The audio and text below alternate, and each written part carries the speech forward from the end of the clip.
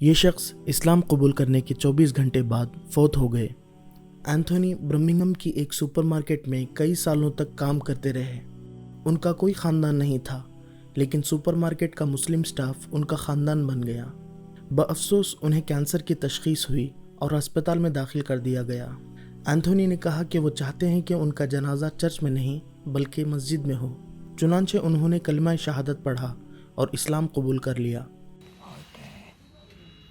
Witness that there is no God but Allah, none work of worship but Allah, and Muhammad is the messenger of Allah.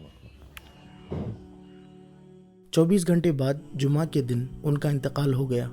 सुबहान अल्लाह, बेशक अल्लाह जिसे चाहता है हिदायत देता है।